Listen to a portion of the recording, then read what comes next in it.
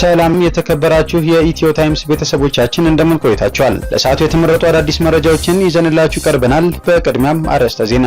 የአማራ ፋኖ በጎጃም ጃዊ መተከል አራተኛ ክፍለ ጦር ጥምር ጦር ከመንግስት ኃይል ጋር ባደረገው ውጊያ ከ50 በላይ የመንግስት ኃይሎች መገደላቸውንና ከ20 በላይ ደግሞ ከባድ ቁስለኛ ማድረጉን የገለጸ ሲሆን የመንግስት ኃይል በበኩሉ በንጹሃን ላይ አጸፋ መልሷል ሲልም አመላክቷል። ዝርዝሩን አዘጋጅተናል። የጤና ባለሙያዎች እያደረጉት ባለው ሰላማዊ ዘመቻ 12 ጥያቄዎችን ለጤና ሚኒስቴር ማቅረባቸውን አመልክተው ጥያቄዎቻቸው እስከ ግንቦት 3 2017 ዓ.ም ድረስ ምላሽ ካላገኘ የሥራ ማቆም አድማን ጨምሮ ሌሎች ህጋዊ ያሉትን እርምጃ እንደሚወስዱ ማስጠንቀቃቸው ተሰምቷል። ተጨማሪ አለን። የዓለም የምግብ መርሃ ግብር ሰሞኑን ባወጣው መግለጫ ኢትዮጵያ ውስጥ ከ10 ሚሊዮን በላይ ሰዎች እየጨመረ የመጣ ላለው ረሃብና የተመጣጠነ ምግብ እጥረት ተጋልጠዋል ማለቱን ተከትሎ የኢትዮጵያ ስጋት አመራር ኮሚሽን መንግስት ይህንን ቁጥር አይቀበለውም የሚል ምላሽ ሰጥቷል። ዝርዝሩን የምናስደምጣችሁ ይሆናል። ትናንትና በለንደን የተደረገው የሰላም ስምምነት አለመሳካቱን ተከትሎና የአሜሪካው ፕሬዝዳንት ዶናልድ ትራምፕ ዘለንስኪ ጦርነት ናፋቂ ነው ሲሉ ትችት ከሰነዘሩ በኋላ ሩሲያ በዩክሬን ካፒታል ኪየቭ ላይ ከባድ ጥቃት በመፈጸሟ ከ9 በላይ ሞትና ከ70 በላይ ቁስለኛ መኖሩ ተዘግቧል። ሙሉ ዘገባውን አዘጋጅተናል። የተከበራችሁ የኢትዮ ታይምስ ቤተሰቦቻችን እነዚህንና ሌሎችም ያልተሰሙ መረጃዎችን ለማድመጥ እስከ መጨረሻው ድረስ ላይክ፣ ሼር እና ሰብስክራይብ በማድረግ አብራችሁን እንድትቆዩ በአክብሮት እንጋብዛለን።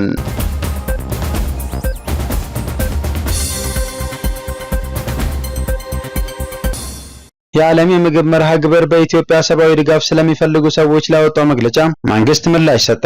የዓለም የምግብ መርሃ ግብር ሰሞኑን ባወጣው መግለጫ ኢትዮጵያ ውስጥ ከ10 ሚሊዮን በላይ ሰዎች እየጨመረ የመጣ ላለው ረሃብና የተመጣጠነ ምግብ እጥረት ተጋልጠዋል ብሏል። የኢትዮጵያ አደጋ ስጋት አመራር ኮሚሽን በዚህ ጉዳይ ላይ ለቀረበለት ጥያቄ በሰጠው ምላሽ መንግስት ይህንን ቁጥር አይቀበለውም ሲል መልሷል። የተቋሙ የህዝብ ግንኙነት ስራ አስፈጻሚ እንዳሉት የዓለም ምግብ መርሃ ግብር ይህንን ቁጥር ለማወቅ የትና መቼ ጥናት እንዳደረገ ግልጽ አለመሆኑን በማንሳት ጥናቱን ተገቢነትም ጥያቄ ውስጥ አስገብተውታል። ኃላፊው አክለውም ድርጅቱ ከመንግስት ጋር በጋራ ተነጋግሮና ተናቦ የሰራው የጥናት ውጤት ባለመሆኑ መንግስት ይህንን ለመቀበል ይቸግረዋል ሲሉ ውድቅ አድርገውታል። የተባበሩት መንግስታት ድርጅት የዓለም የምግብ መርሃ ግብር በኢትዮጵያ እየተከሰቱ ያሉ ግጭቶች፣ ቀጠናዊ አለመረጋጋት፣ መፈናቀል፣ ድርቅና የኢኮኖሚ ቀውስ በሚሊዮን የሚቆጠሩ ሰዎች በቂ አልሚ ምግብ እንዳያገኙ ማድረጉን፣ ረሃብና የተመጣጠነ ምግብ እጥረት እየጨመረ መምጣቱንም አስታውቋል። ድርጅቱ አጋጥሟል ባለው የገንዘብ እጥረት በተመጣጠነ ምግብ እጥረት ጉዳት ለደረሰባቸው 650 ሺህ ሴቶችና ህጻናት ያደርግ የነበረውን የተመጣጠነ ምግብ ድጋፍ ለማቋረጥ መገደዱን ገልጿል። አክሎም ኢትዮጵያ ውስጥ ለሚያከናውናቸው መሰል ስራዎቹ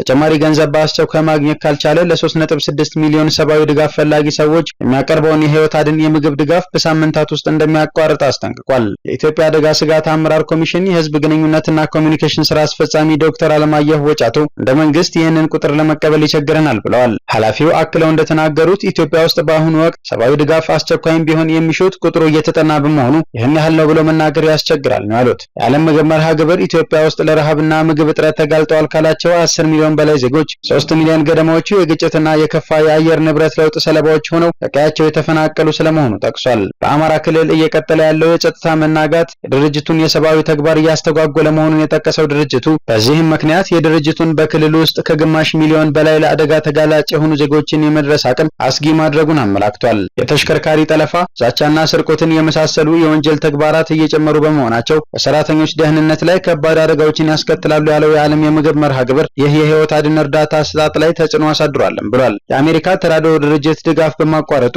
የደረሰውን ጉዳት አስመልክቶ ለቀረበላቸው ጥያቄ የኢትዮጵያ አደጋ ስጋት አመራር ኮሚሽን የህዝብ ግንኙነትና ኮሚኒኬሽን ስራ አስፈጻሚ ዶክተር አለማየሁ ወጫቶ ጥናት የሚፈልግ ነው፣ በደመነፍስ እንዲህ ነው ብሎ መናገሩ ለስህተት ይዳርጋል ብለዋል። ሰብአዊ ድጋፍ በሁለት መልኩ ይቀርባል ያለው የኢትዮጵያ አደጋ ስጋት አመራር ኮሚሽን ድንገተኛ፣ አስቸኳይና ጊዜ የማይሰጥ ሲሆን እስከ 72 ሰዓታት የሚሰጥና ሌላኛው በአመት 2 ጊዜ በሚደረግ ጥናት ፍተሻ ተደርጎ የሚሰራ ነው ብሏል። መንግስት በዘላቂነት እርዳታን በራስ አቅም ለመሸፈን አሰራር ዘርግቶ ጥረት እየተደረገ መሆኑንም የተቋሙ የሥራ ኃላፊ ገልጸዋል።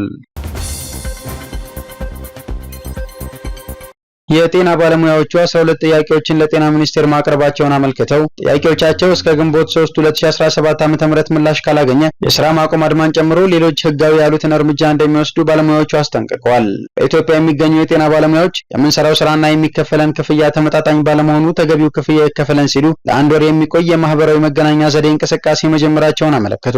እስከ ግንቦት 3 ቀን 2017 ዓ.ም ለጥያቄያቸው ምላሽ ካላገኙ የሥራ ማቆምን ጨምሮ ሌሎች ህጋዊ እርምጃዎችንም ለመውሰድ መዘጋጀታቸውን ማዘጋጀታቸውን ለፌዴራሉ ጤና ሚኒስቴር በደብዳቤ ማሳወቃቸውን ተናግረዋል። የጤና ባለሙያ የስራ ማቆም አድማ እንዲያደርግ ህጉ እንደማይፈቅድ ደግሞ አንድ የህግ ባለሙያ ይናገራሉ። የጤና ሚኒስቴር በበኩሉ የጤና ባለሙያዎችን ቅሬታ እየተመለከተው እንደሆነ አስታውቋል።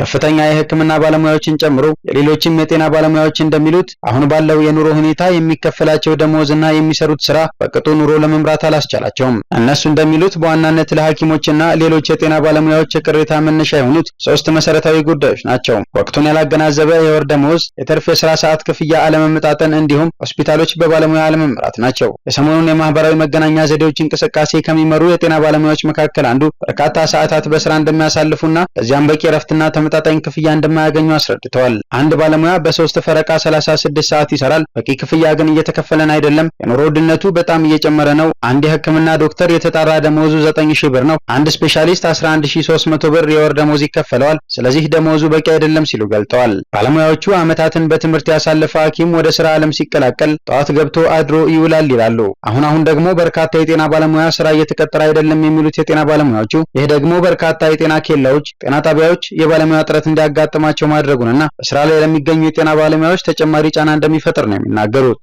የትርፍ ሰዓት ክፍያ የዓለም ጤና ድርጅትን መስፈርት እንደማያሟላ የሚገልጹት አስተያየት ሰጪዎቹ በድርጅቱ መስፈርት መሰረት አንድ የጤና ባለሙያ 24 ሰዓት ሰርቶ 24 ሰዓት ማረፍ እንዳለበት እንደተደነገገ ያስረዳሉ።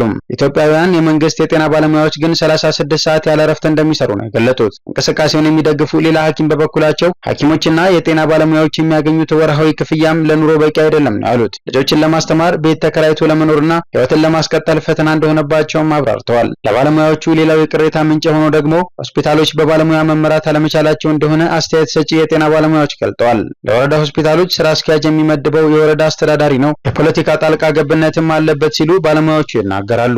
በአንዳንድ አካባቢዎች ደግሞ በንቅናቄው አስተባባሪዎች ላይ ዛቻ እየደረሰባቸው መሆኑን የድሬዳዋ አስተዳደር ጤና ቢሮን እንደ አብነት ጠቅሰው አመልክተዋል። ይህንን ጉዳይ አስመልክቶ የድሬዳዋ አስተዳደር ጤና ቢሮ ኃላፊ ዶክተር ጽጌረዳ ክፍሌ ምንም አይነት ምላሽ አልሰጡም። በሁለቱም የሀገሪቱ አካባቢዎች የሚገኙ አብዛኛዎቹ የጤና ባለሙያዎች ንቅናቄው ደጋፊዎች እንደሆኑ የሚገልጡት አስተባባሪዎቹ ጥያቄዎቻቸው ፖለቲካዊ እንዳልሆኑም ያስረዳሉ። ለጥያቄዎቻቸው መንግስት ምላሽ ይሰጣል የሚል እምነት እንዳላቸው የሚናገሩት ባለሙያዎቹ ያ ካልሆነ ግን መጨረሻው ላያምር እንደሚችል አሳስበዋል። የጤና ባለሙያዎቹ 12 ጥያቄዎችን ለጤና ሚኒስቴር ማቅረባቸውን አመልክተው ጥያቄዎቻቸው እስከ ግንቦት 3 ቀን 2017 ዓ.ም ምላሽ ካላገኘ የስራ ማቆም አድማን ጨምሮ ሌሎች ህጋዊ ያሉትን እርምጃ እንደሚወስዱ አስጠንቅቀዋል። የተወሰነ ቡድን ጥያቄ ለማስመሰል የሚደረግ አካሄድ ይታያል የሚሉት አስተያየት ሰጪዎቹ ጤና ሚኒስቴር ለጥያቄዎቻችን ምላሽ እንዲሰጥ የ30 ቀናት ጊዜ ሰጥተናል፣ ምላሽ ካልተሰጠ ግን የስራ ማቆም አድማን ጨምሮ ሌሎች እርምጃዎችንም ልንወስድ እንችላለን ብለዋል። የጤና ባለሙያ የስራ ማቆም አድማ ማድረግ ይችል እንደሆነ ጠበቃና የህግ ባለሙያ አቶ ሙሉዓለም ዘውዴ ምላሽ ሰጥተዋል። ማንኛውም ሰራተኛ ጥቅሙን እንዲያስከብር በአሰሪና ሰራተኛ አዋጅ ቁጥር 1156 አንቀጽ 158 ላይ ቢደነገግም በንዑስ ቁጥር 3 አንቀጽ 137 ንዑስ ቁጥር 2 የተጠቀሱ ድርጅት ሰራተኞች ግን የስራ ማቆም አድማ ማድረግ እንደማይችሉ ህጉ ያዛል ብለዋል። የጤና ተቋማት ሰራተኞችም በዚህ ማዕቀፍ ውስጥ በመሆናቸው ጥቅማቸውን ለማስጠበቅ የስራ ማቆም አድማ ማድረግ እንደማይችሉ የህግ ባለሙያው አቶ ሙሉዓለም ተናግረዋል። ሰራተኞቹ ቅሬታቸውን ለአሰሪና ሰራተኛ ቦርድ በማቅረብ ጉዳያቸው እንዲፈታ ግን ማድረግ እንደሚችሉ አመላክተዋል። የጤና ሚኒስቴር የህዝብ ግንኙነትና የጤና ኮሚኒኬሽን ስራ አስፈጻሚ ዶክተር ተገኔ ረጋሳም ጉዳዩን ሚኒስቴር መስሪያ ቤታቸው እየተመለከተው እንደሆነ ገልጠዋል። የጤና ባለሙያዎችና ሰራተኞች ለጥያቄዎች ትክክለኛ እውቅና እንደሚሰጡ ያመላከቱት ዶክተር ተገኔ የደሞዝና የጥቅማ ጥቅም ጉዳዮች እየታዩ እንደሆነና ጥያቄዎቹ በአጭር በመካከለኛና በረጅም ጊዜ የሚፈቱ እንደሆኑም አስረድተዋል። በዚህ ማዕቀፍ ውስጥ የስራ ፈጠራ የሚበረታታበት፣ የትምህርት ዕድሎች የሚመቻቹበት፣ ዝውውርና የደረጃ እድገት የሚታዩ እንደሚሆንም ተናግረዋል። ጉዳዩንም ሚኒስትሯ በቅርበት እንደሚከታተሉት አብራርተዋል። በቅርቡ በህዝብ ተወካዮች ምክር ቤት የጸደቀው የጤና አገልግሎት አዋጅ 1363/17 መሰረት የጤና ባለሙያውና ሰራተኛው በስራ አጋጣሚ ለሚደርስበት ህመምና የጤና ችግር ተጋላጭነት ነፃና ቅድሚያ የህክምና አገልግሎት እንዲያገኝ የአፈጻጸም መመሪያዎችና ደንቦች እየተዘጋጁ መሆናቸውንም ነግረውናል። ጉዳዩ በከፍተኛ የስራ ኃላፊዎች ጭምር እየታየ በመሆኑ ጤና ባለሙያዎች ጥያቄያቸውን ስርዓት ባለው ሁኔታ መጠየቅ እንዳለባቸው ያሳሰቡት ዶክተር ተገኔ ባለሙያዎቹ ሲመረቁ የገቡትን ቃል ኪዳን በመጠበቅ ለህሙማን የሙያ ስነ ምግባርን በተከተለ መንገድ አገልግሎት ይሰጣሉ የሚል እምነት እንዳላቸው እንጂ ጥያቄዎቻቸው ትኩረት ተሰጥቶ ባለበት ሁኔታ ባለሙያዎቹ ስራ ያቆማሉ የሚል ግንዛቤ እንደሌላቸው ነው ዶክተር ተገኔ የተናገሩት። ተከሳሹ ወጣት በአቃቢ ሕጉ በደረሰበት ድብደባ የጀርባ አጥንቱ መሰበሩን ገልጾ ወደ ማረሚያ ቤት እንዲላክ ተማጸነ። ፍርድ ቤት ተከሳሹ ዛሬውኑ ወደ ቂሊንጦ የእስረኞች ማቆያ እንዲላክና ሕክምና እንዲያገኝ አዟል። ታሪኩ ተፈራ የተባለ የ24 ዓመት ወጣት በአዲስ አበባ ከተማ ከግብረ አበሮቹ ጋር በመሆን የሽብር ወንጀል ሊፈጽም ሲል በቁጥጥር ስር መዋሉን ክሱ ያስረዳል። ይሁን እንጂ ተጠርጣሪው በዛሬው ዕለት የፌዴራል ከፍተኛ ፍርድ ቤት ልደታ የሽብር ወንጀል ችሎት ቀርቦ ለፍርድ ቤቱ እንዳስረዳው ለምርመራ በሚል ፖሊስ ለአቃቢ ሕግ አሳልፎ በመስጠት ከ4 ወራት በላይ ናትናኤል ስንታየው በተባለ የፌዴራል አቃቢ ሕግ ቢሮ ውስጥ ተዘግቶብኝ የሰብአዊ ድርጊት ሲፈጸምብኝ ነው የቆየው ሲል ዛሬ ለችሎቱ አስረድቷል። ታሪኩ አክሎም አሰቃቂ ድርጊት ሲፈጸምብኝ የነበረውም እዚህ በግራ በኩል የቆመው አቃቢ ሕግ ናትናኤል ስንታየው ነው። በድብደባ ብዛት የጀርባ አጥንቴ ተሰብሯል። እንደምትመለከቱኝ ሰው ካልደገፈኝ መቆም አልችልም። ሽንቴን እንኳን መቆጣጠር አቅቶኝ ሰውነቴ ተበላሽቷል። እባካችሁ ከእገታ አስለቅቁኝ። ምርመራው አልቆ ክስ ተመስርቶብኛል። ከዚህ በኋላ ለምንድን ነው በቢሮው የሚያስቀምጠኝ? ዛሬውን ወደ ማረሚያ ቤት ላኩኝና ከሰው ጋር ልቀላቀል ሲል ተናግሯል። ችሎቱ በበኩሉ ግብረ አበሮቹ ናቸው ተብሎ የተጠረጠሩት ክስ ተመስርቶባቸው ቂሊንጦ የእስረኞች ማቆሚያ ሲወርዱ ለምን ታሪኩ ተፈራን ነጥለው እንዳስቀሩትና ሌሎች ተከሳሾች ከ4 ጊዜ በላይ በዚህ ችሎት ሲቀርቡ ለምን እሱን አላቀረባችሁትም የሚል ጥያቄ አነሳ ቢሆንም የጀርባ አጥንቱ ስለተጎዳ ሕክምና ለመውሰድ ነው ያቆየነው ሲሉ አቃቢ ሕጉ አቶ ናትናኤል ስንታየው መመለሳቸውን ምንጮች ጠቁመዋል። ፍርድ ቤቱም ታሪኩ ተፈራ ዛሬውን ወደ ቂሊንጦ የእስረኞች ማቆያ እንዲሄድና አስፈላጊውን ሕክምና እንዲያገኝ ሲል ለማረሚያ ቤቱ ትዕዛዝ አስተላልፏል። የመንግስት ኃይል ሚያዝያ 10 ቀን 2017 ዓ.ም በዕለተ ስቅለት ከጃዊ ከተማ ወደ ጃሂማላ ቀበሌ ሲንቀሳቀስ ከ20 በላይ አባላቱ መገደላቸው የሚታወስ ነው ሲል ፋኖ ገለጸ። ብልጽግና የጃሂማላን ማህበረሰብ በማፈናቀል የፋሲካ በዓልን ሳያከብር ቀርቷል ያለው ፋኖ የባስ ብሎ ንጹሃንን ከቀያቸው በማፈናቀል በከተማ ውስጥ ያሉ ከነጋዴ መጋዘኖች እስከ ግለሰብ የቤት ዕቃና የቁም እንስሳትን ሲዘርፍ ቆይቷል ሲል ገልጿል። ከዚህ ጋር በተያያዘ በዛሬው ዕለት ሚያዝያ 16 ቀን 2017 ዓ.ም የአማራ ፋኖ በጎጃም ጃዊ መከተል 4ኛ ክፍለ ጦር ጥምር ጦር በውጊያው ተሳታፊ ከነበሩ ብርጌዶች ጋር በመሆን በአንድነት ባደረጉት ውጊያ በርካታ የመንግስት ኃይሎች መገደላቸውን ተናግሯል። በውጊያው ወቅት የመንግስት ኃይል ከእግረኛ እስከ ብረት ለበስ ታንክና ድሮን ቢጠቀምም ራሱን መታደግ እንዳልቻለ የደረሰን መረጃ ይገልጻል። ዘገባው ከ51 በላይ የመንግስት ኃይል መሞቱንና ከ20 በላይ ከባድና ቀላል ቁስለኛ መኖሩን ጠቁሞ ማቾች በኤስካቫተር በጅምላ ተቀብረዋል ሲል ይገልጻል። ለዚህ አጸፋ የመንግስት ኃይል የንጹሃን አርሶ አደሮችን ቤት በድሮን በመምታት 9 ንጹሃንን ገድሏል። 7 የሚደርሱ ንጹሃንን ደግሞ ከባድ ቁስለኛ አድርጓቸዋል ያለ ሲሆን ለማምለጥ ሲሞክር የነበረውን የመንግስት ኃይልም ከጃዊ ከተማ በመነሳት 2 ብረት ለበስ ታንክና 1 ዙ 23 ይዞ በመንቀሳቀስ ለሞት እንደዳረጋቸው ያመለክታል።